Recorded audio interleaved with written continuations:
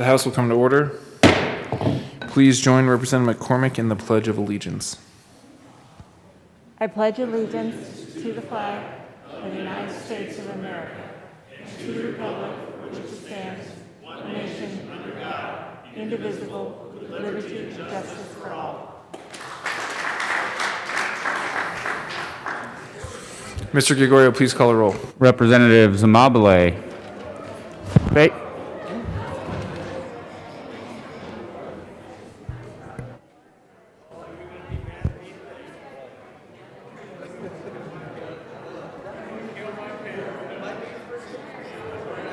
Bacon. Baisley. Benavidez. Burnett. Byrd. Bockenfeld. Bradfield. Caraveo. Carver. Catlin. Cutter. Doherty. Duran. Escar. Exum. Froelich. Geithner. Gonzalez Gutierrez. Gray. Hanks. Herod. Holtorf. Hooten. Jackson. Here. Judah. Kennedy. Kip. Larson. Montine. Luck. Lynch. McCluskey. McCormick. McKean. Representative McKean. Representative McKean is excused. McLaughlin. Good morning. Good morning. Michael Sinjane. Present. Mullica. Neville. Ortiz. Pelton. Pico.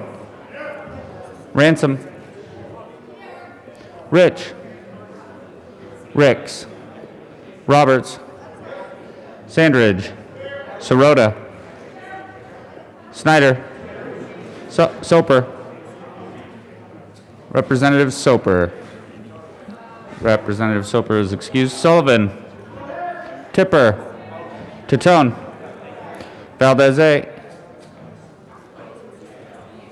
Representative Valdez A is excused. Valdez D. Van Beber. Van Winkle. Here. Weissman. Will. Williams. Here. Woodrow. Woog. Young. And Mr. Speaker.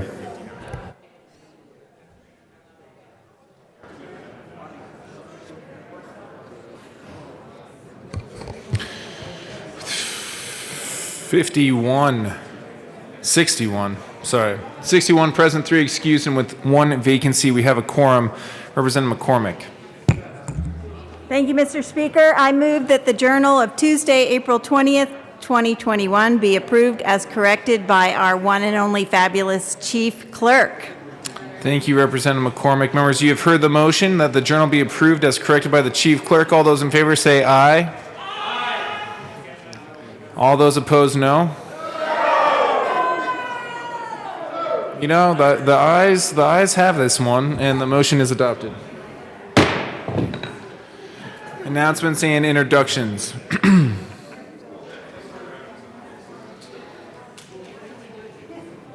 Representative Weissman. Thank you and good morning, Mr. Speaker. This is an announcement for Judiciary Committee members. We are meeting in the big room across the way, 271, aka Old State Library today. We have one bill on our agenda. That is House Bill 1250.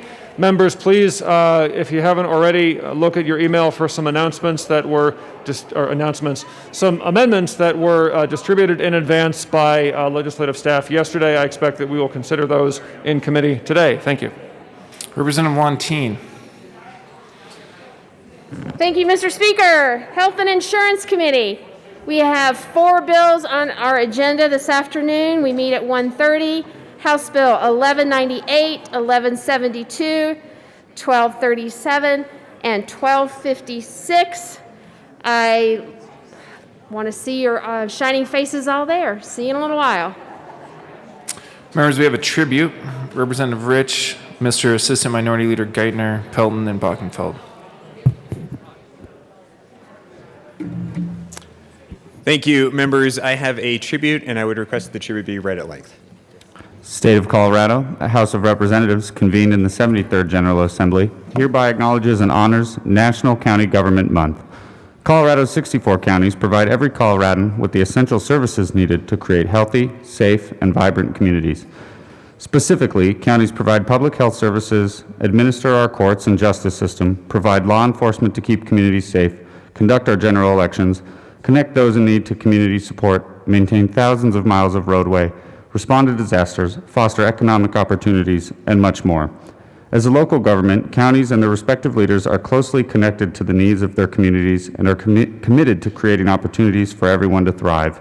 The tremendous geographic, demographic, topographic, and economic diversity amongst Colorado's counties engenders innovation and tailored solutions that work for communities throughout the state.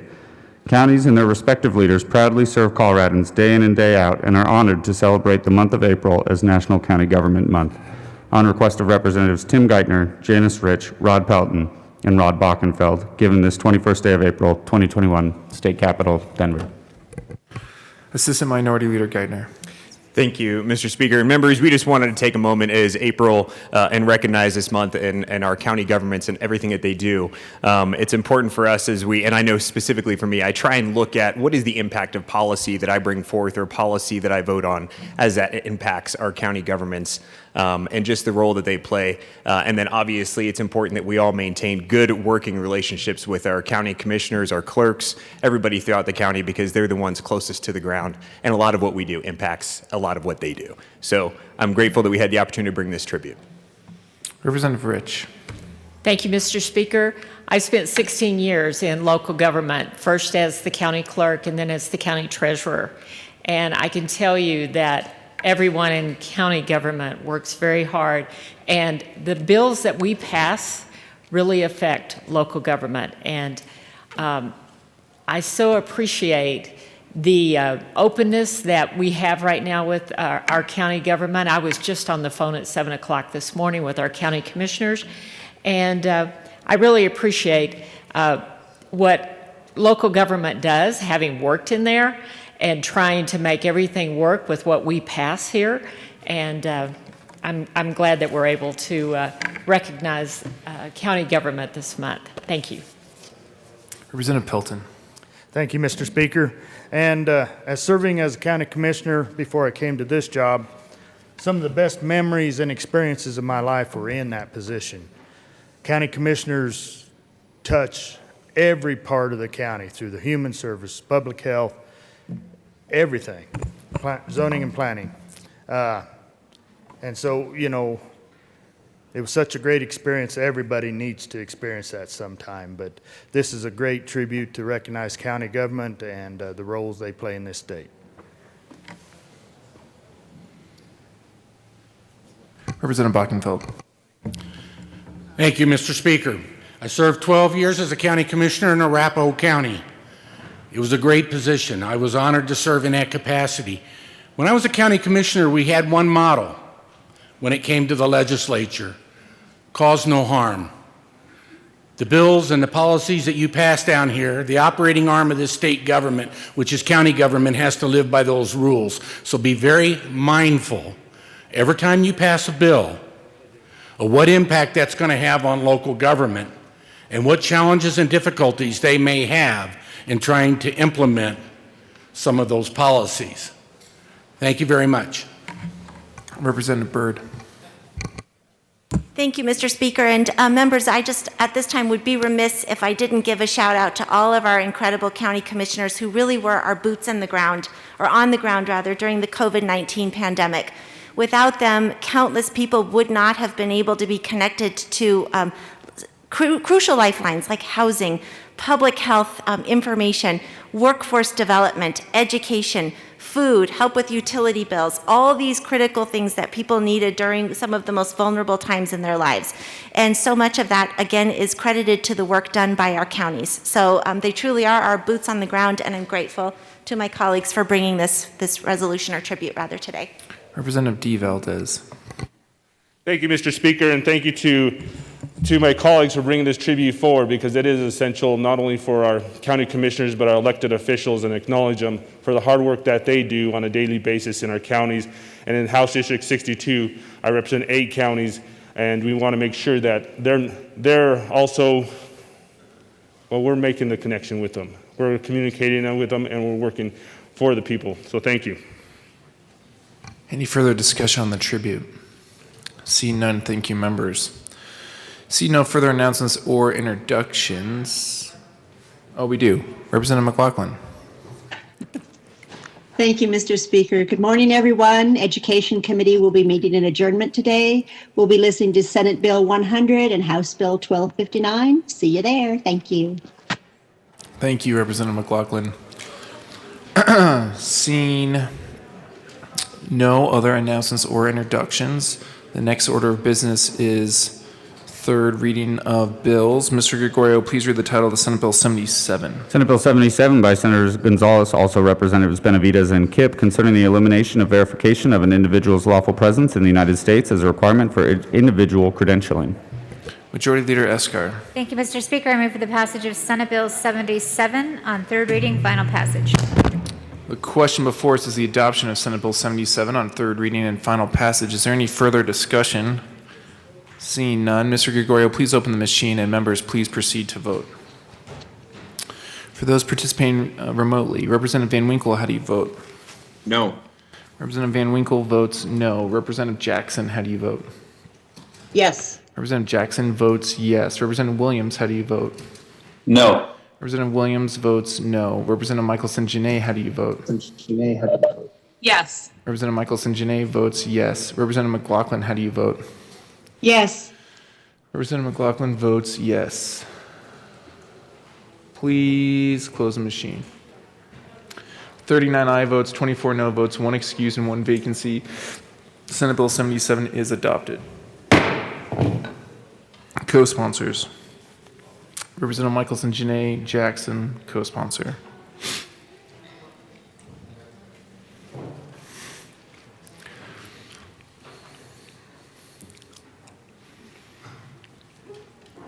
Please close the machine. I do see a lot of new pigs on desks. Makes me a little nervous for the decorum of the House, but they're cute. Mr. Gregorio, please read the title of the House Bill 1242. House Bill 1242 by Representative McLaughlin, also Senator Donovan, concerning the creation of an agricultural drought and climate resilience office in the Department of Agriculture. Majority Leader Escar. Thank you, Mr. Speaker. I move for the passage of House Bill 1242 on third reading, final passage. Question before us is the adoption of House Bill 1242 on third reading and final passage. Seeing no further discussion, Mr. Gregorio, please open the machine, and members, please proceed to vote.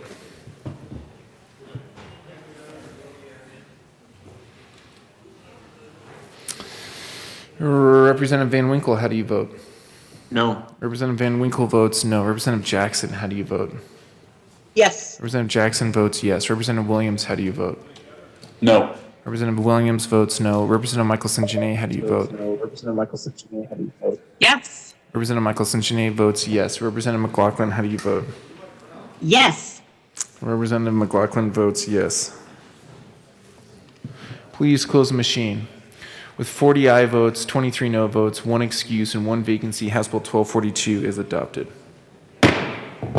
Co-sponsors. Representative Jackson, Michelson-Janae, co-sponsor.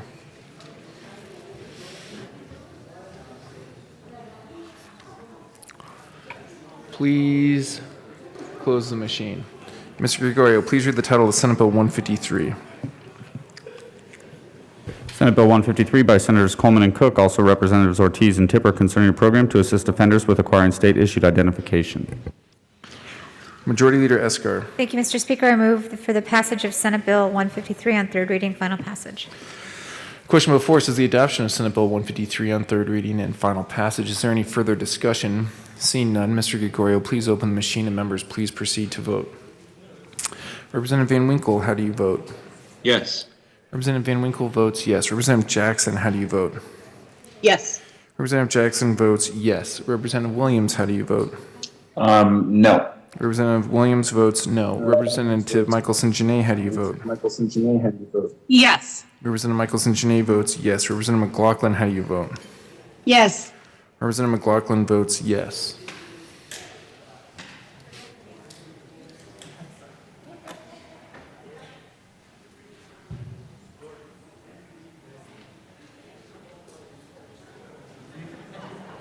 Please close the machine.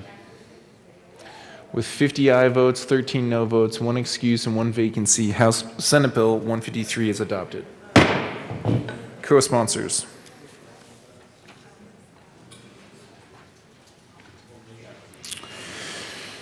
Representative Jackson, McLaughlin, Michelson-Janae, co-sponsor. Please close the machine. Mr. Gregorio, please read the title of the House Bill 1219. House Bill 1219 by Representatives Escar and Mullica, also Senators Moreno and Buckner, concerning a special license plate to recognize nurses in Colorado and in connection therewith making an appropriation.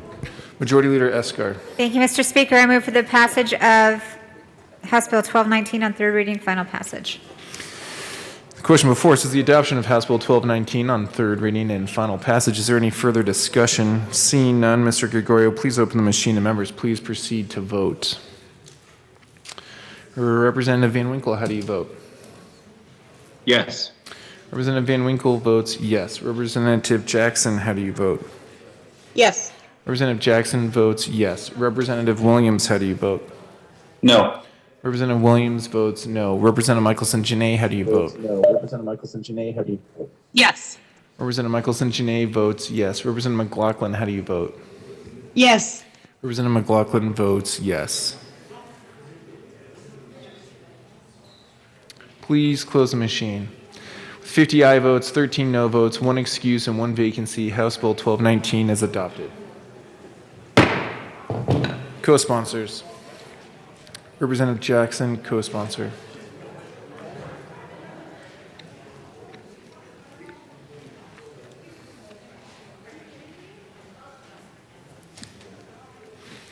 Please close the machine. Mr. Gregorio, please read the title to Senate Bill 133. Senate Bill 133 by Senator Quorum, also Representatives Catlin and Will, concerning alcohol beverages purchased for the purpose of a special event held at a club licensed to sell alcohol beverages by the drink to club members for consumption on the club premises. Majority Leader Escar. Thank you, Mr. Speaker. I move for the passage of Senate Bill 133 on third reading, final passage. Representative Larson. Thank you, Mr. Speaker. It's an honor to serve with you, and Honor to serve with you as well, Representative Larson. my apologies for coming down on third. I just felt like, for those of you that have ever had an office in SSB, this is a bright day for Randy Martinez, and I just wanted to acknowledge that. I haven't seen Randy much this year because I moved over to the Capitol, but this one's for you, Randy, and let's vote yes.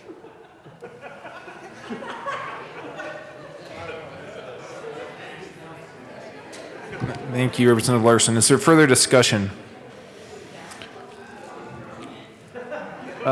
Seeing none, the question before us is the adoption of Senate Bill 133 on third reading and final passage. Mr. Gregorio, please open the machine and members please proceed to vote.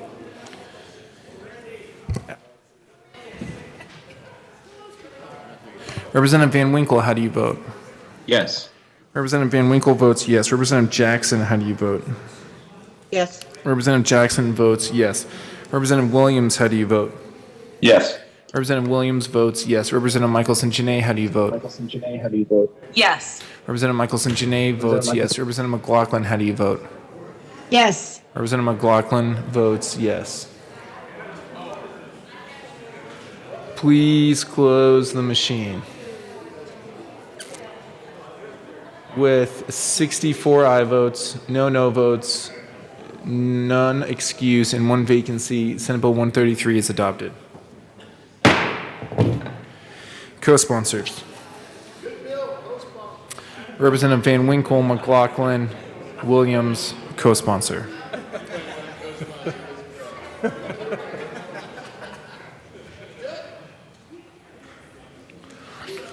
Please close the machine. Mr. Gregorio, please read the title to House Bill 1059. House Bill 1059 by Representatives Geithner and Bradfield, also Senator Lundin, concerning protections for students who participate in online instruction. Majority Leader Escar. Thank you, Mr. Speaker. I move for the passage of House Bill 1059 on third reading, final passage. Representative Mr. Assistant Minority Leader Geithner. Thank you, Mr. Speaker. Members, I request permission to offer a third reading amendment on 1059. I think this is actually my first attempt to do a third reading amendment, and I usually don't come down here on thirds. I feel like I'm required to say that. Okay, all right. And so, members, okay. From the purpose in the third reading amendment is, we heard some rather compelling testimony in education regarding 1059. And one of those was actually one of a student that came out of the Pikes Peak area, and specifically his name is Isaiah. He's actually here with us today, and this is just a small way for us to kind of honor kind of what he's been through, his advocacy and all that. And so that's what the purpose of the third reading amendment. Ask them to stand. Thank you, Mr. Assistant Minority Leader. And is it okay if it's displayed? Can we display it? If I guess I should move it again. Well, like I said, this is my we're on first time. permission, so we don't move the amendment yet. But sometimes it helps on permission if folks can see it. So we will show that. But thank you, Representative Bradfield. Would you like to be recognized, Representative Bradfield? Thank you, Mr. Speaker. I don't know if this is proper at this time, but I would appreciate if our guests would stand here. Yes, thank you. Great. Thank you so much, Representative Bradfield.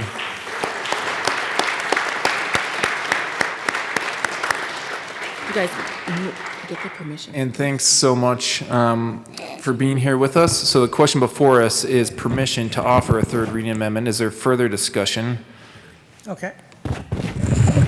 Seeing none, Mr. Gregorio, please open the machine, and members, please vote on offering permission to Representative Bradfield and Assistant Minority Leader Geithner to offer a third reading amendment to House Bill 1059. Representative Van Winkle, how do you vote? Yes. Representative Van Winkle votes yes. Representative Jackson, how do you vote? Yes. Representative Jackson votes yes. Representative Williams, how do you vote? Pass. Unfortunately, I don't think that's an option, Representative Williams. All right, yes. I vote yes. Representative Yes. Williams votes yes. Representative Michelson-Janae, how do you vote? Yes. Representative Michelson-Janae votes yes. Representative McLaughlin, how do you vote?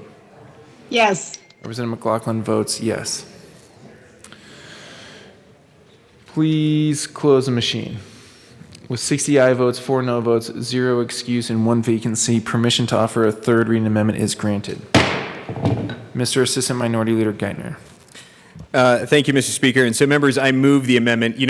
As we met in the House Education Committee, it became apparent that this particular family has not just been an advocate for families that experience a similar situation in Colorado, but actually across the U.S. And this is just an opportunity, like I said, to go ahead and honor their work, specifically Isaiah's work and Isaiah Strong. And I would ask for a yes vote. Thank you. Any further discussion on the amendment? Representative Herod. Thank you, Mr. Speaker. I just want to thank the bill sponsors, specifically the Assistant Minority Leader, for this work on this bill. I know you worked really hard to make this happen and worked through a lot of amendments. But on behalf of myself as the chair of the Black Caucus, I want to thank you for hearing the voices of your constituents and making change for people that will affect people across the state of Colorado. So I honor you all for your activism and your work, and you are making change today. I hope you continue on to make change. You are an inspiration. You are a great legislator. Thank you for doing this. Thank you, Representative Herod. Is there further discussion? Seeing none, the question before us is the adoption of L014 to House Bill 1059. Mr. Gregorio, please open the machine and members, please proceed to vote. Representative Van Winkle, how do you vote? Yes. Representative Van Winkle votes yes. Representative Jackson, how do you vote? Yes. Representative Jackson votes yes. Representative Williams, how do you vote? Yes. Representative Williams votes yes. Representative Michelson Janae, how do you vote? Yes. Representative Michelson Janae votes yes. Representative McLaughlin, how do you vote? Yes. Representative McLaughlin votes yes. Please close the machine. With 64 aye votes, no votes, none excused, and one vacancy, L014 is adopted to House Bill 1059. Majority Leader Eskar. Thank you, Mr. Speaker. I move for the passage of House Bill 1059 as amended.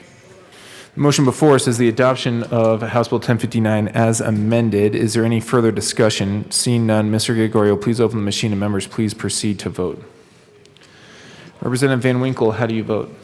Yes. Representative Van Winkle votes yes. Representative Jackson, how do you vote?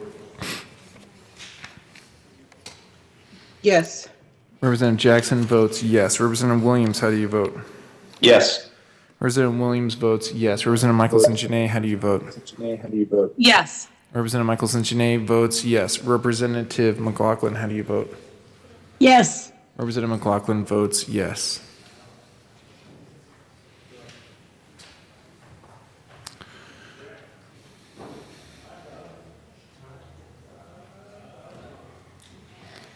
Please close the machine. With 64 aye votes, no votes, none excused, and one vacancy, House Bill 1059 is adopted as amended.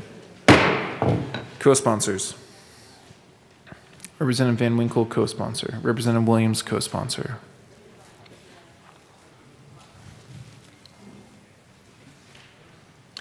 Please close the machine. Mr. Gregorio, please read the title of Senate Bill 179.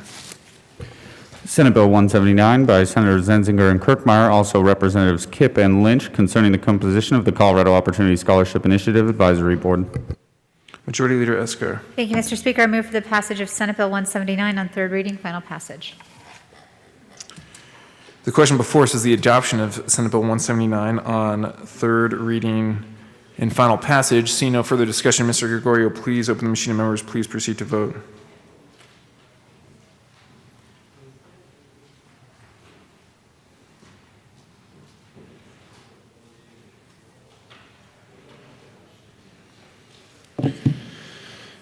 Representative Van Winkle, how do you vote? No. Representative Van Winkle votes no. Representative Jackson, how do you vote? Yes. Representative Jackson votes yes. Representative Williams, how do you vote? No. Representative Williams votes no. Representative Michelson Janae, how do you vote? Yes. Representative Michelson Janae votes yes. Representative McLaughlin, how do you vote? Yes. Representative McLaughlin votes yes. Please close the machine. 49 aye votes, 15 no votes, 0 excused, and 1 vacancy. Senate Bill 179 is adopted. Co-sponsors. Representative McLaughlin, Representative Michelson Janae, co-sponsor.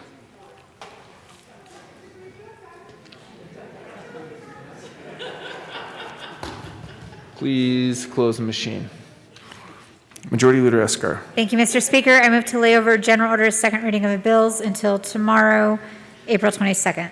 Seeing no objection, general order second reading of bills will be laid over one day according to the Majority Leader. That brings us to consideration of resolutions. Mr. Gregorio, please read the title to House Joint Resolution 1006. HJR 21-10006 by Representative Weissman, also Senator Hansen, concerning the rescission of all previous requests by the Colorado General Assembly or either house thereof for a convention under Article 5 of the United States Constitution. Representative Weissman. Thank you, Mr. Speaker. I move HJR 1006. It's been properly moved. Representative Weissman. Thank you.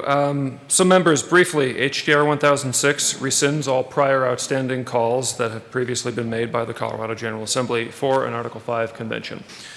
So what is a convention and why is it important that we rescind those prior calls for one? Convention is simply a proposal to change the United States Constitution, the foundational document of our republic and all the rest of our laws.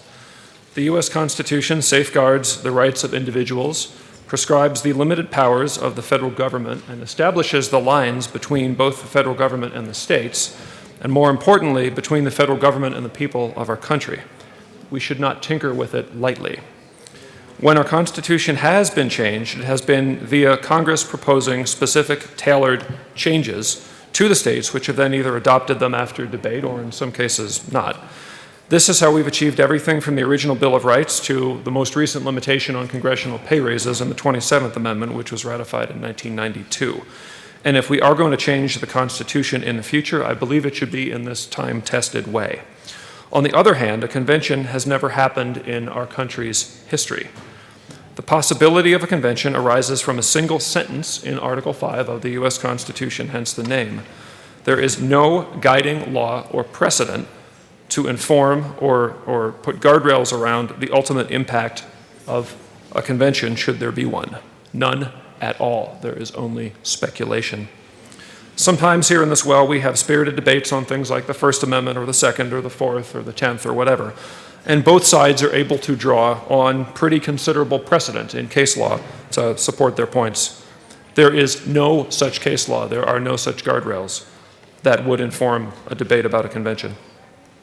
Right now, and for the last years, there's been interest on both ends of the political continuum to achieve certain goals by means of a constitutional convention. But significantly, I think there is also principled concern and very strong objection to achieving those goals via this mechanism and jeopardizing our Constitution along the way. Again, by a mechanism that has never before been utilized in our country's history. Left of center, Common Cause opposes this approach. Right of center, those who've spoken against it include former Justice Scalia, the Heritage Foundation, and the Cato Institute. So, members, in closing, because we speak of an untested, ungated means of potentially amending our most foundational document that safeguards our rights, because this legislature has not spoken to the issue in many decades, because we are already a divided nation and we should not divide ourselves more so by the debate that could arise out of this untested, potentially dangerous mechanism, I believe it is right and timely that we, the current General Assembly, simply inform Congress that we want no part of such a mechanism and that we rescind prior calls that have issued forth from this institution. So I ask for your support on HJR 1006. Representative Pico.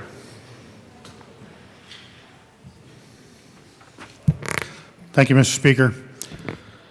I rise with mixed feelings on this. This is a pretty touchy subject.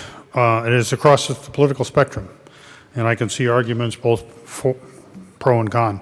Taking a look at what those resolutions are that Colorado has on the books, a couple of them I rather like a balanced budget amendment. That would be pretty cool. But I'm very concerned about some of the issues which have been brought up.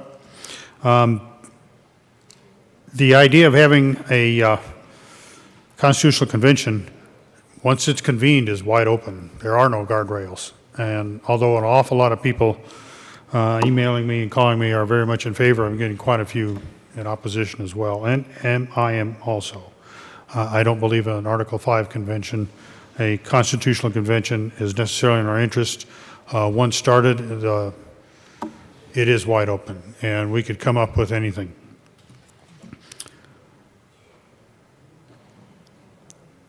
I question whether we actually need this, but at the same time, I'm not in favor of an Article 5 convention. Quite frankly, rather than change the Constitution, I'd be quite happy if we all just followed it for a change.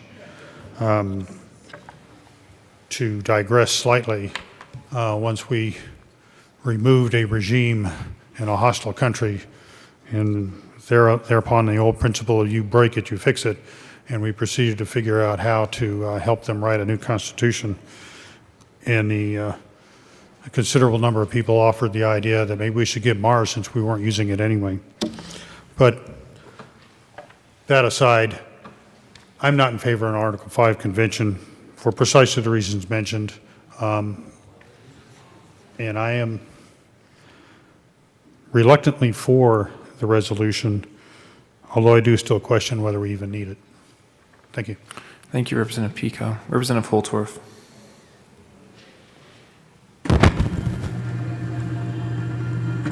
Thank you, Mr. Speaker, esteemed colleagues. Well, I don't have any reservations at all. You see, the Founding Fathers, members of our Founding Father delegation, had some concerns.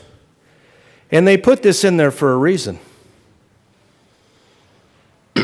Now, in 2021, there's some fear of what is written in Founding Fathers' intent. Some are fearful and think, we can't allow that. We can't do that. Heaven forbid if we were to allow that. Let's speak up against that Article 5. Well, I will tell you, here we go chipping away at those foundational principles and those things that were written so many years ago. Now, if we did follow the Constitution more closely, then there wouldn't be a clamor from the citizenry for the provisions of Article 5 on both sides, depending on your perspective. But we do not. Many of us in this chamber think the Constitution is just a term paper that should be erased, rewritten, modified, changed if it doesn't serve our purposes. You're impugning motives of our view of the Constitution that we all take an oath to. Let's be careful about that. Thank you, Mr. Speaker, for your leadership. I want to address this esteemed body. I will just generalize and say there are citizens that are not traditionalists, that are not constitutionalists, that don't read this thing as a foundational document and work very hard to try to find change to meet their needs or their ideals or their beliefs. But I will tell you, this article is a people's prerogative. It is, in fact, a people's prerogative, if it is to be called. Now, I believe it takes 32 states. Is that correct? No? 38? Help me out. 34. 35. Here we go. 36. 36 now, 36 now. Give me 37. 37 now, 38 now. $100 for 38. Thank you for my legal counsel over here. But the point is, it is a significant amount. In fact, at 50, they'd call it a super majority. But in fact, it is a provision. And it is a guardrail. It, in fact, is a guardrail for this country, ladies and gentlemen. Because if we go awry, if the people in Washington, D.C. lose their mind and want to take an exit far, far away from the intent of this country and the Founding Fathers, then this particular article is in fact that guardrail for the people, and it should not be diminished. It should not be taken away, and we should not, in my humble opinion, have a House joint resolution that says we need to rescind this.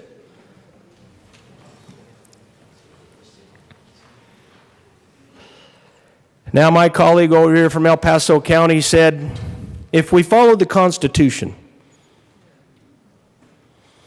there are people, and I'm not going to speak to the libertarians, and I won't speak to anybody in this chamber because then I will impugn again, and I don't want to do that. That is not my intent. And I thank the Speaker for his leadership, because that is, ladies and gentlemen, that is not my intent. I really want to just point out something very, very important.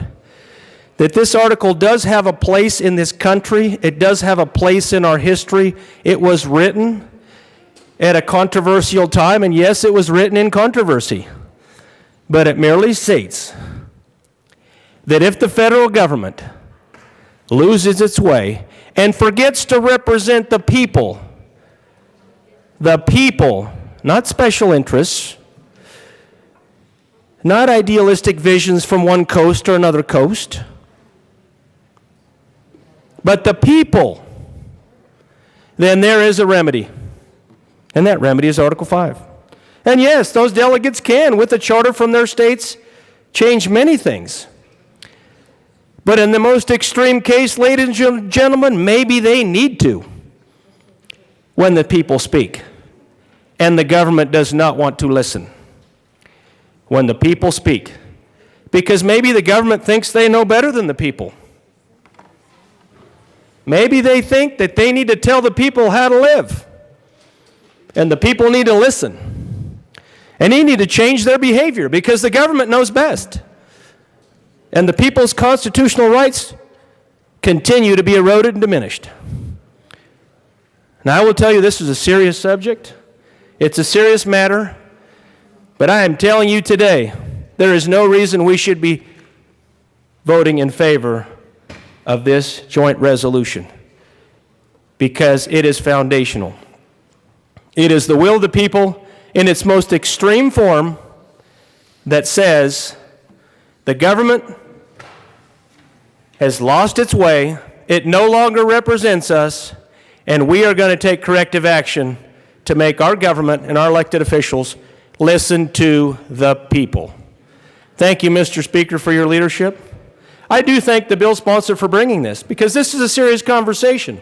But I will tell you, I in no way support any measure to try to change this particular provision. I would urge a no vote from everybody who is a constitutionalist and believes the Founding Fathers' intent and wants for our country and our people to have the ultimate guardrail, and that's what this is. Thank you. All right, we're going to go Representative Baisley, Benavides, Soper. Thank you, Mr. Speaker. I just want to make sure we all understand what Article 5 is. The meat of it is only 90 words. The entire article is 140 words. The second half, that I won't bother reading, just says make sure that all states get their vote. But the meat of it, I'm going to read it. The Congress, whenever 2/3 of both houses shall deem it necessary, shall propose amendments to this Constitution, or, on the application of the legislatures of 2/3 of the several states, shall call a convention for proposing amendments, which, in either case, shall be valid to all intents and purposes as part of this Constitution when ratified by the legislatures of 3/4 of the several states, or by conventions in 3/4 thereof, as the one or the other mode of ratification may be proposed by the Congress. So this gives these two options, and they're presented equally. Whenever 2/3 of both houses, meaning the Senate and the House of Representatives back in Washington, they propose amendments to the Constitution, that's what we're used to. That's the only amendment successful that we have seen, but it gives equal power and equal attention to the other way, and that is when the states decide that we want to propose a constitutional amendment. And so it says, or, on the application of the legislatures of 2/3 of the several states, shall call a convention proposing those amendments. And then it says, after it says either way, then it has to be ratified by the legislatures of 3/4 of the several states. So let's not get too scared by this, because the balances of power in here, as put forth by the amazing wisdom of the founders of this nation, those checks and balances are in place. So the only thing to me that makes me concerned is there's no direction that says, and here's how the delegations of each of the states shall be sent to those conventions, to that convention.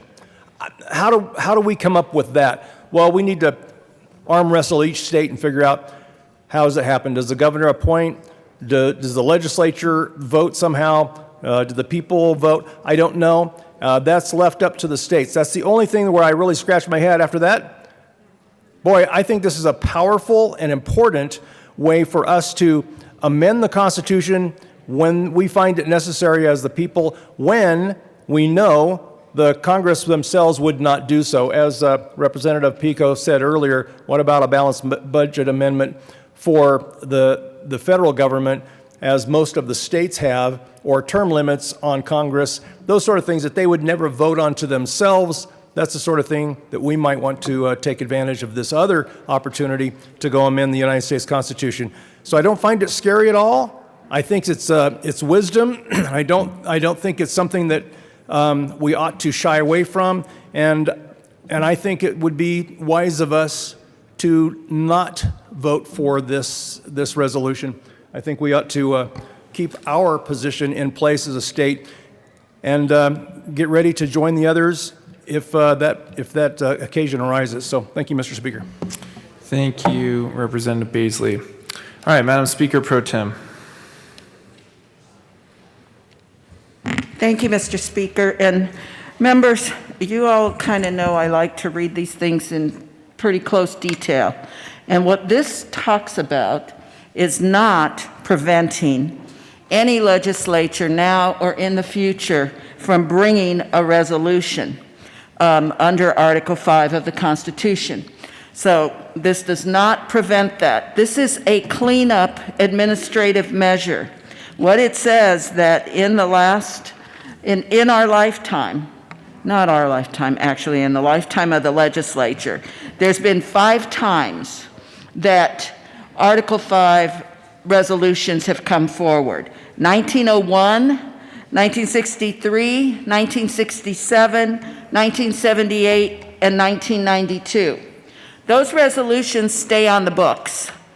All this is saying is let's clean it up.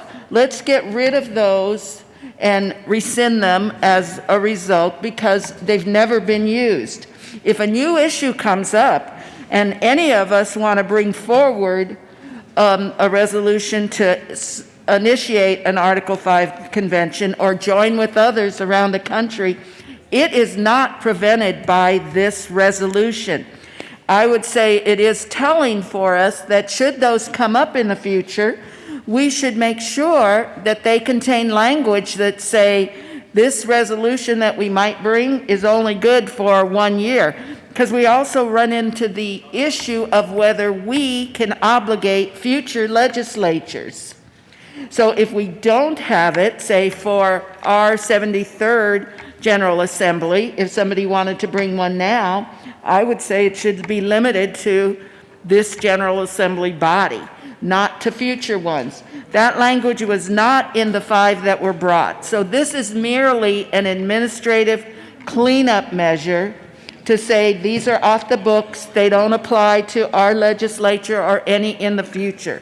It is not stopping anyone from bringing this request.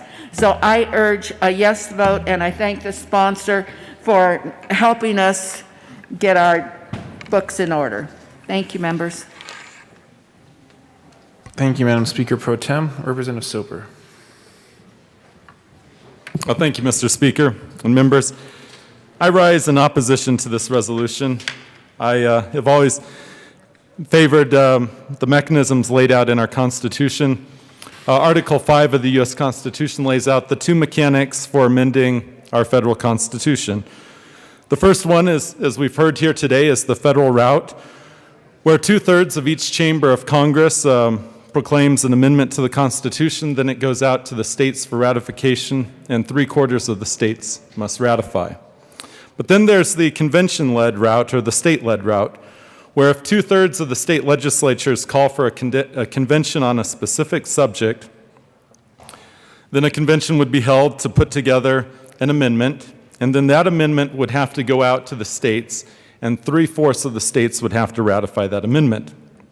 So as my colleague from Douglas County just mentioned, this is pretty safe because it's a pretty high threshold to overcome, and we haven't gotten there as we heard from my colleague from Aurora.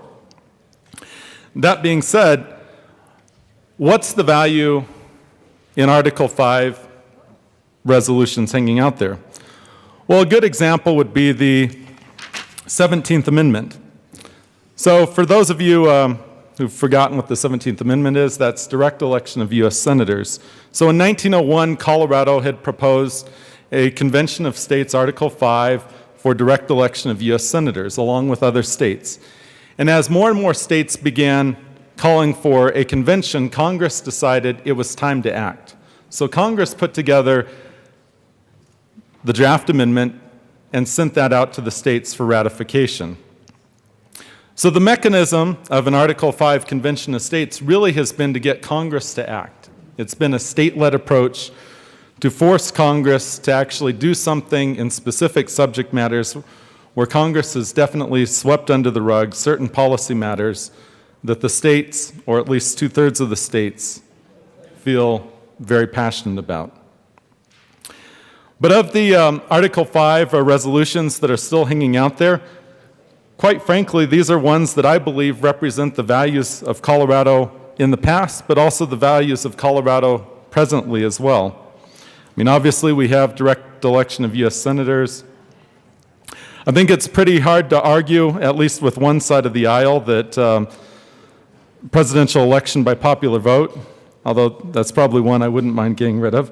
But the 1967 resolution that calls for one chamber of the state legislature to have a mechanism for their members to be elected other than population apportioned to the districts, to really mimic what they do in Congress. And that would actually really help a state like Colorado. I know this was proposed also by New York, where you have a really big city and population center in a state, but you still have a vast landmass, so the ability to balance both, like Congress does, would be a great idea.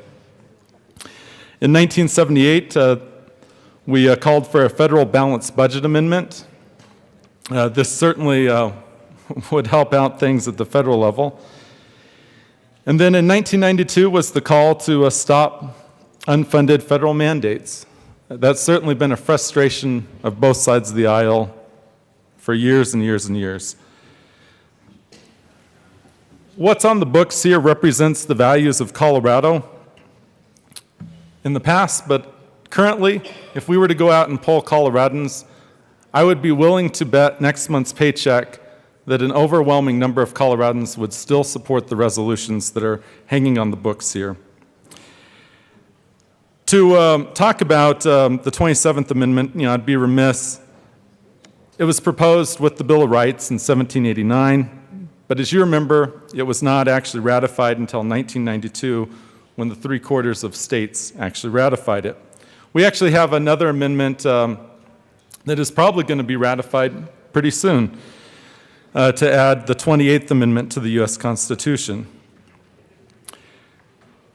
Congress has tried to put a restriction on the number of years that these proposals remain valid at 7 years. I certainly don't know what the legality of that is because it has yet to be tested by the courts.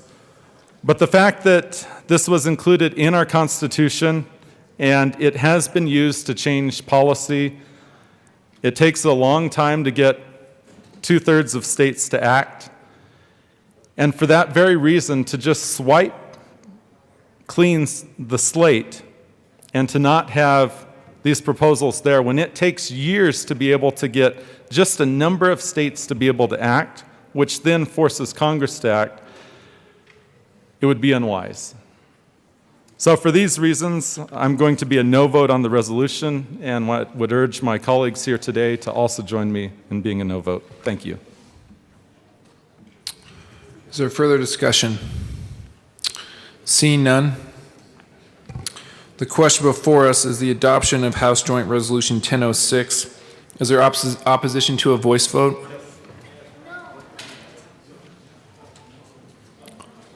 I'll ask one more time. Is there opposition to a voice vote?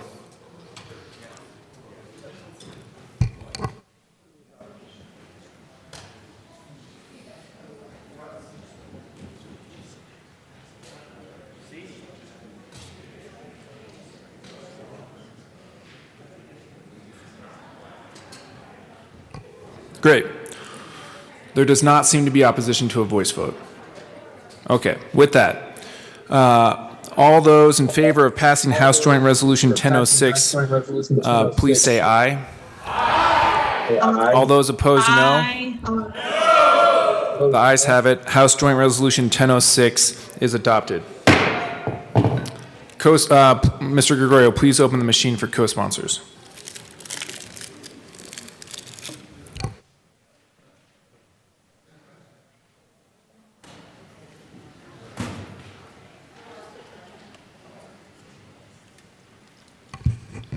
co-sponsors? Just joking. All right. Mr. Gregorio, please close the machine. That brings us to consideration of Senate amendments to House bills.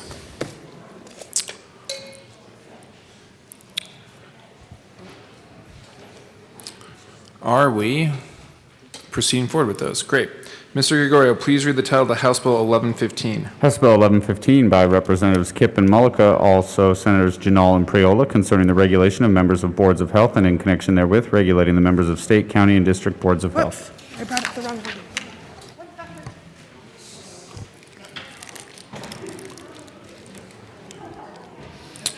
one. Representative Mullica. Thank you, Mr. Speaker. Thought that the weather was kind of nice today. Your nice tie as well, Mr. Speaker. Representative Kipp. My apologies, I brought up the wrong wording. Thank you, Mr. Speaker. I move that the House adhere to its position on HB 21-1115. Thank you, Representative Kipp. Can you please explain? Well, you know, the Senate, sometimes they get confused. And in this case, they did. They put an amendment on the last minute, which turns out wasn't what they thought it was. So we need to adhere. Great. Is there any further discussion on the motion to adhere?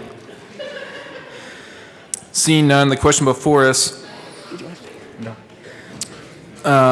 is for the House to adhere to its position for House Bill 1115. Mr. Gregorio, please open the machine, and members, please proceed to vote.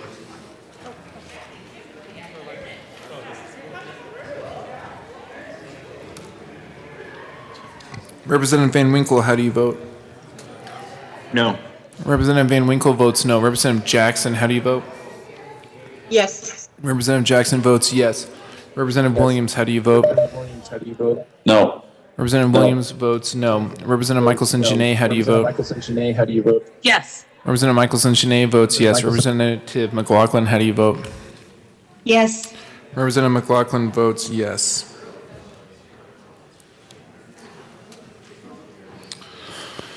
Please close the machine. With 30... Oh. Sorry, I didn't see that. Majority Leader Escar is excused. Please close the machine. With 38 aye votes, 25 no votes, 1 excuse, and 1 vacant, the House has adhered to its position for House Bill 1115. Mr. Gregorio, please read the title to House Bill 1165. House Bill 1165 by Representatives Carver and Duran, also Senators Gardner and Lee, concerning assistance for victims of strangulation who received medical examinations. Representative Duran. Thank you, Mr. Speaker. I move that the House concur with the Senate amendments to House Bill 1165.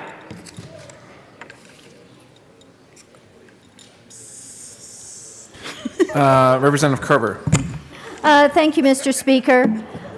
Senate Judiciary wanted a safety clause instead of a petition clause, since, as you may recall, this bill provides eligibility for financial payment of forensic strangulation exams when a victim walks into the ER.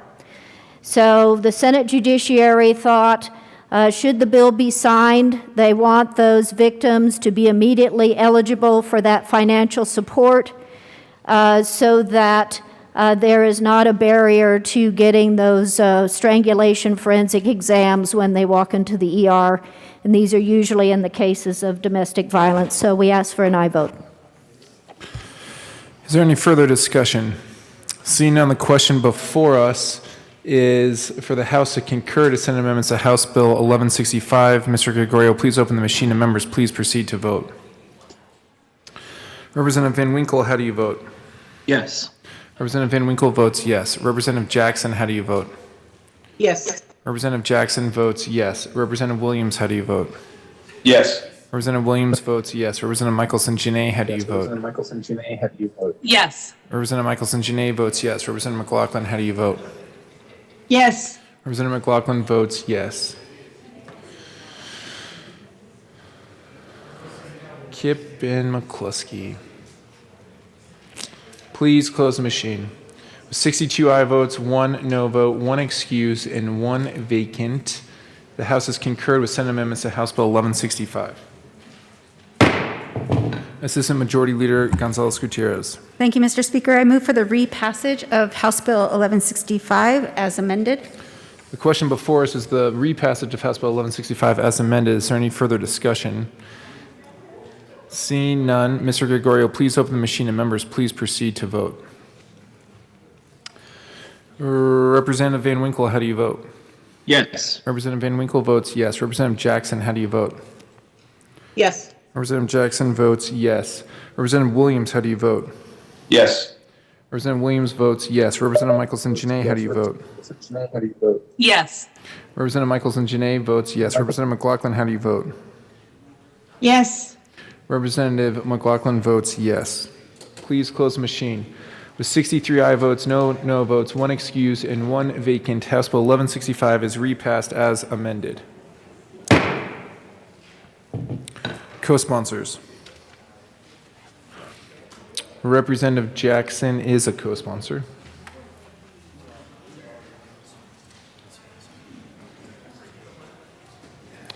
Please close the machine.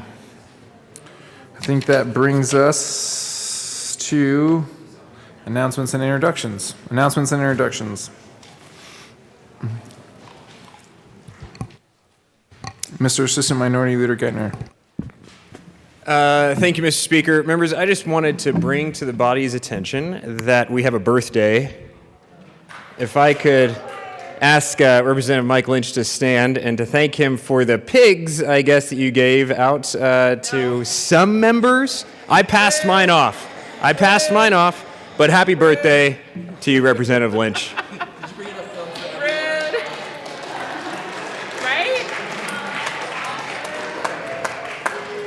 I am, yeah. Wait. Let's do it right. Can the Capitol Choir come down? I know, Representative Jackson, we miss you. Capitol Choir, assemble.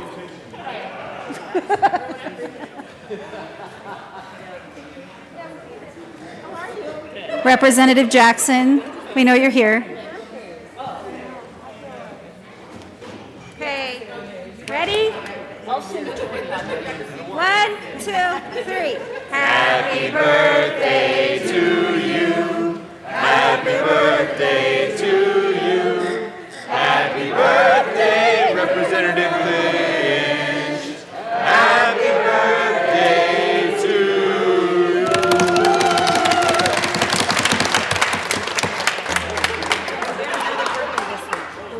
you. Further announcements and introductions. Representative Herod. Thank you, Mr. Speaker. Members, I just wanted to let everybody know that we have released a new appropriations calendar for this week. I know a lot of you have been asking me if your bills are on the calendar. Please check the calendar. If your bill is on, come to appropriations on Friday. If you are a new member, all you new members, and you don't know how appropriations goes down, feel free to reach out to me or your ranking member, Representative Ransom, to talk through the process. But we do need you there, at least one of the sponsors for the bills in the morning, Friday at 8 o'clock this week. Thanks. Further announcements and introductions. Representative Roberts.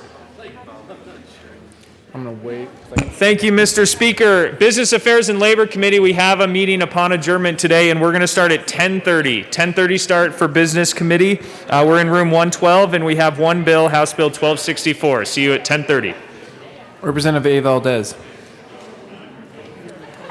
Good morning, members of Energy and Environment. We will be meeting at 10:25 in LSBA to hear House Bill 1247. Is there any further announcements or introductions? Seeing any further announcements or introductions? Seeing none, Madam Assistant Majority Leader Gonzalez Gutierrez. Thank you, Mr. Speaker. Members, good work today. I move the House stand in recess. Seeing no objection, the House will stand in recess till later today.